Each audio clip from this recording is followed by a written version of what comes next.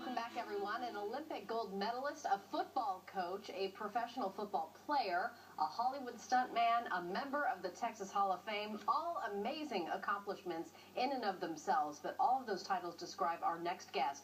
Oh, and add one more. Author. Dean Smith's autobiography is titled Cowboy Stuntman, From Olympic Gold to the Silver Screen. He is a true Texas treasure, and we welcome him to the show this morning. Thank you very much. We were applauding your white cowboy hat. Well, you know, all the good guys wear white hats. Love that. And we're not got too many white hats in Hollywood anymore, but we need to bring them back. I like that. I like that idea. Hey, you really have led an amazing life. What prompted you to write it all down in a book? Well, my wife, Debbie, and my son thought at my age, I'm 81 now, and thought that it'd be time for me to do that, and maybe do that for them so they'd have something to remember me by. Was it really cool in the process of writing this book? It probably brought back a lot of great memories. You can't believe where you've been, you know. Yeah. And I was just so lucky that she wanted me to do that, and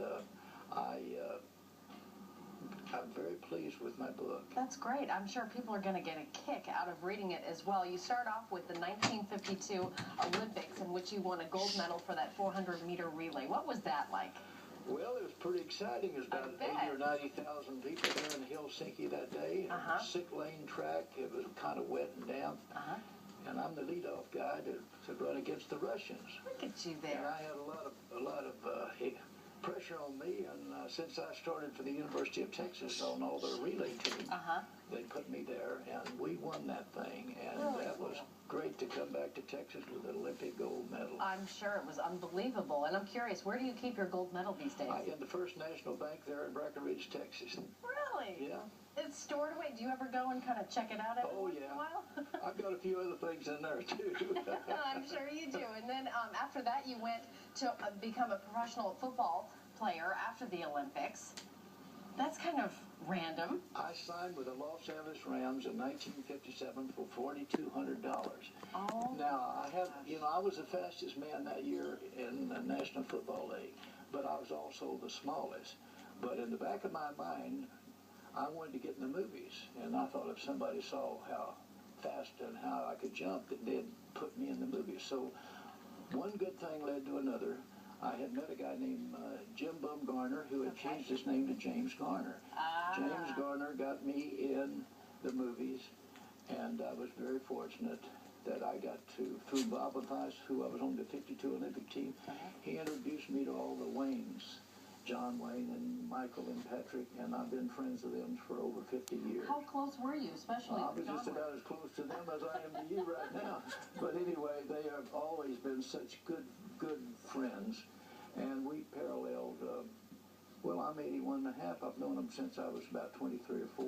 That's just incredible. A long time. I mean, how did that come about, though? Was that a phone call when you got into the business, or was it just, hey, you need to talk to this guy and then talk to this guy? Well, you know, everybody, when I told everybody I wanted to get in the movies, they thought I was crazier than hell, but I figured I didn't give a damn whether they liked it or not. Exactly. I was going to get in the movie business, and I'm looking back at 50-some-odd years, and I'm so glad that I was able to do that. It's so cool. You were always a cowboy growing up in Texas. Did you undergo a lot of training with the horses and everything to become a true cowboy, or was it just in your blood? I was raised on a horse.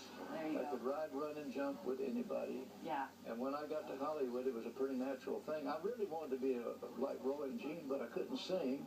And my voice was a little high, but now that I'm 81, it's getting a little lower. Getting a little lower. Some parts, you know. You worked on so many movies. I'm dying to hear which ones were some of your favorites. Well, probably some of them, like The Alamo, probably is my favorite picture. Comancheros, McClintock. Of course, you know, when I worked on McClintock, I doubled Maureen O'Hara. That's right. Remember, I had to go to get the Western costume to get a fitting. You were in some tights. And I had tights, and they said, there was stuntman laughed at me, said, you know, you look like you got walnuts in your socks. Oh, no. Let's talk about the stunts you did, because I was impressed. I mean, you jumped out of helicopters. You've done a little bit of everything. You're obviously not scared of heights. Does anything scare you? I always was scared of heights. What? But when You're jumping out of helicopters. I go back there to double Steve Martin there on The Lonely Guy in New York, and And they said, oh, by the way, we've got a thing where you and this girl are over the Statue of Liberty, out over the Hudson River, and you're up in a helicopter. I said, I've never been up in a helicopter in my life like that. So the next thing I know, I'm tied to this girl over the Hudson River. And when you're up in the air, you're up in the air. But when you're down on the ground, there you is. And I'll tell you what, it was frightful for me. I had never done that before. So let me get this straight. The first time you were in a helicopter ever was when you were actually No, I doing had been in a stunt. helicopter, but never had been tethered underneath one. Oh my gosh. Let's talk about all the horse work you did. Have you fallen off a horse, and how many times? I've probably fallen off a horse about every county, every town between here and Los Angeles in the last 50 years. But How many bones have you broken? I broke my rib a couple of times. I've only lost one day in all those years. One day. Had some stitches over my eye. And that was from a horse accident? From a horse hitting me in the head, yes. Really?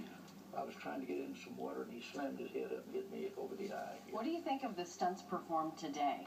I think they're terrific. The only thing, they're not doing any Western stunts anymore. I'm not too happy with Hollywood, the way they do things anymore. Really? They're not doing Westerns. And we need to do Westerns. Yeah. And, you know, it's, the boys can be good or bad. Good guys, bad guys. We need some good guys with the white cowboy hat. And the Indians can win one battle, and the Cowboys can win the other.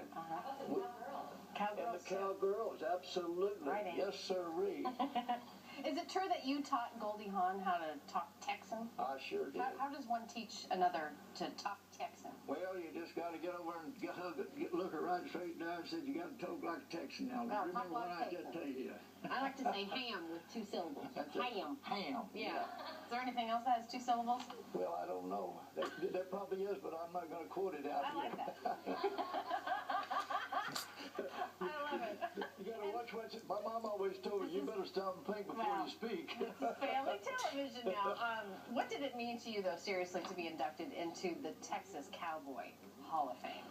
Well, it means that whatever I stood for from the very beginning, I became that. It's just like I'm going to be tomorrow night at the Texas Sports Hall of Fame for my sign. I'm in that. I'm in the Cowboy Hall of Fame. I'm in the University of Texas Hall of Fame. That's so cool. That's not bad for an old kid that's been 81 years down the road. You look fantastic. You're still kicking, and you're going to go for many more years, I can tell. I hope you're right. Yeah. Jumping out of helicopters. I have a beautiful wife, a 14-year-old son, and I've got a reason to live. Yes, they're in our studio this morning. I can see why. You have a beautiful family. Thank you so much. Thank you so much for having me. Can I borrow your hat again? Absolutely. You let me wear this during the break. What do you think, Amy? Good. Oh, yes. I'm feeling it. Well, always wear a white hat and they'll notice you. Oh, yes. Okay, you can meet Dean Smith tomorrow night. He's having a book signing at the Texas Sports Hall of Fame Museum in Waco. That's going on at 6 p.m. It is in conjunction with the Bob Lilly Celebrity Golf Tournament. All right, Amy, we're going to toss